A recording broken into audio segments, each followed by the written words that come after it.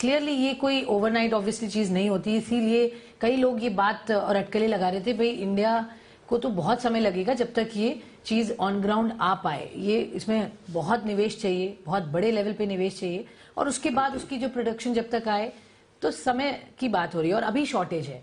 तो कैसे इसको आप देखते हैं? तो टाइम वाइज टाइमलाइंस क्या होंगी? देखो, कंपाउंड सेमीकंडक्टर के प्लांट्स तो बहुत जल्दी आगामी कुछ ही महीनों के अंदर अंदर उस पर काम चालू हो जाएगा। ओके। बड़े वाले जो डिस्प्ले और सिलिकॉन फैब है उसमें टाइम थोड़ा सा ज्यादा लगेगा, 1 से 1.5 साल का टाइम लगेगा, जिसमें कि या 1 साल के थोड़ा थोड़ा कम टाइम लगेगा, जिसमें कि काम चालू हो जाएगा। राइट। डिजाइन का जो इकोसिस्टम है, ऑलरेडी इंडिया में करीब 20,000 के आसपास डिजाइन इंजीनियर्स हैं, हाई क्वालिटी डिजाइन इंजीनियर्स जो कि दुनिया भर के लिए सेमीकंडक्टर की डिजाइनिंग कर रहे हैं। राइट।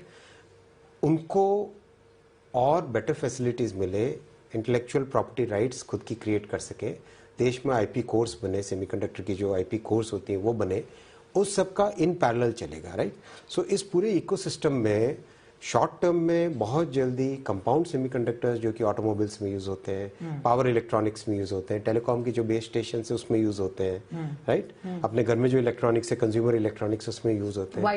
वाइट गुड्स हैं। आपके एलईडी लाइट्स के अंदर जो फोटोनिक्स होते हैं, वो सारी की सारी बहुत जल्दी तेजी से फटाफट आ जाएगी। राइट। सर अंदाजन क्या वक्त लगेगा? Again we have to look at it from not just meeting the current shortage, we have to look at what is long term, where do we want to take the nation. Sure. Right?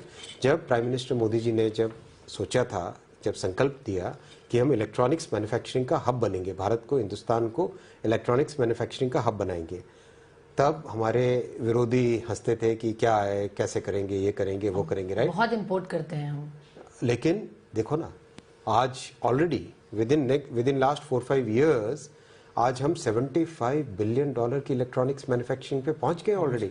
5.5 lakh crore का electronics manufacturing, and the way we are growing, 5 साल में $250 billion, $250 billion, यानी 18 लाख 19 लाख करोड़ का industry. Right. और उसके अंदर feed करने के लिए जो सबसे बड़ा रॉ मटेरियल चाहिए, चिप्स। ये अगर हम क्रिएट करते हैं तो हमारे पास डिजाइन इकोसिस्टम है, चिप्स को कंज्यूम करने का इकोसिस्टम है। राइट। टैलेंट है, इस टैलेंट पूल के साथ इतना स्ट्रॉन्ग ट्रांसपेरेंट गवर्नमेंट है, पूरा कमिटमेंट है कि ये सिर्फ 4-5 साल की बात नहीं है, ये 20 साल तक हम डेवलप करेंगे जी। तो ऐसी पोजीशन में, ऐसी सिचुएशन में इंडस्ट्री के लिए, देश के लिए एक बहुत बड़ा आत्मनिर्भरता की तरफ ये बहुत बड़ा स्टेप है। 50% का कॉस्ट कवर अप आप करेंगे एज पार्ट ऑफ द देखो, इसमें दुनिया भर में सेमीकंडक्टर इंडस्ट्री के लिए सबसे इंपॉर्टेंट होता है कितना कैपिटल सपोर्ट मिलता है। एग्जैक्टली। कैपिटल इन्वेस्टमेंट का जो सपोर्ट होता है, that's a very critical factor. We are going by the global benchmarks which is 50% capital investment का support. Right. That is first. Right.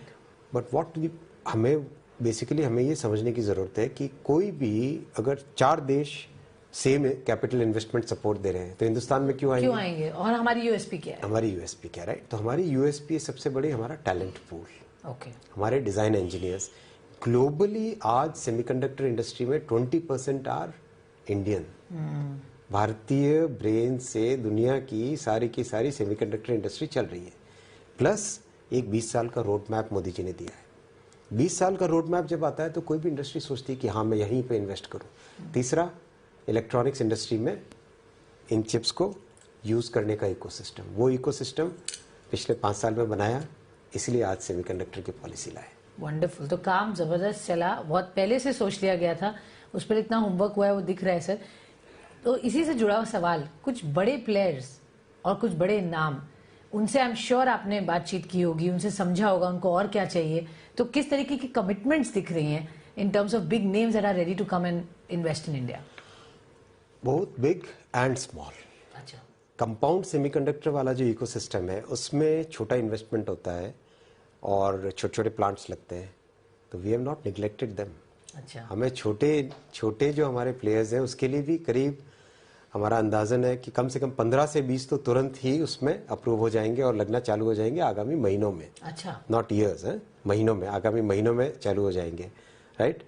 उनके लिए भी इसमें पूरी व्यवस्था की गई है, प्लस पैकेजिंग। आप देखो, मैं नाम नहीं लेना चाहूंगा, किसी एक देश ने कैसे सेमीकंडक्टर इंडस्ट्री में अपनी पहचान बनाई, पकड़ बनाई। उन्होंने सबसे पहले पैकेजिंग का काम चालू किया और पैकेजिंग को 100% ले लिया किसी भी तरीके से। उसके बाद में धीरे धीरे बैकवर्ड इंटीग्रेशन करते गए। तो आज packaging industry, compound semiconductor industry और डिजाइन, ये तीन में बहुत छोटे छोटे खूब सारे स्टार्टअप्स होंगे। उन स्टार्टअप्स खूब सारे, करीब 100 के आसपास स्टार्टअप्स होंगे डिजाइन में। 100 के आसपास स्टार्टअप्स हम लोग अभी से we are in planning stage और बहुत जल्दी चालू हो जाएंगे। उसमें से कम हमें आशा है 100 में से कम 10 या 12 ऐसे होंगे जो कि ग्लोबल लीडर्स बनेंगे। इसमें प्रेजेंस आपकी भी रहेगी थ्रू BSNL, MTNL। MTNL की तो ऑफ कोर्स एसेट मोनेटाइजेशन तो ऑलरेडी इन वर्क्स है, बट अल्टीमेटली कंपनी का क्या एक रूपरेखा होगी? MTNL को हम कैसे देखें? बहुत अच्छा क्वेश्चन है आपका ये, और this is very close to our government's vision. BSNL, MTNL की जो ऑपरेटिंग बिजनेसेस हैं उसको स्ट्रेंथन करना। कैसे स्ट्रेंथन करना? हमारा होम ग्रोन, हमारा भारत में डेवलप किया हुआ 4G और 5G प्लस कैपिटल सपोर्ट, दोनों मिला के इन दोनों कंपनीज को मोबाइल कनेक्टिविटी में प्लस फाइबर कनेक्टिविटी में सबसे बड़ी स्ट्रेंथ इनकी क्या है? इन दोनों कंपनीज की सबसे बड़ी स्ट्रेंथ है घर घर तक जाके फाइबर पहुंचाना और उस फाइबर की मेंटेनेंस करना। Right sir. तो would you believe rural areas में BSNL ने कितने घर तक कनेक्शन दिए फाइबर के? 17 लाख।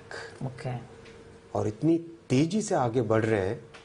आफ्टर जो PM साहब ने सपोर्ट का पैकेज किया था BSNL, MTNL के, उसके बाद में their balance sheets have become healthier, the organisation has become leaner, forward looking.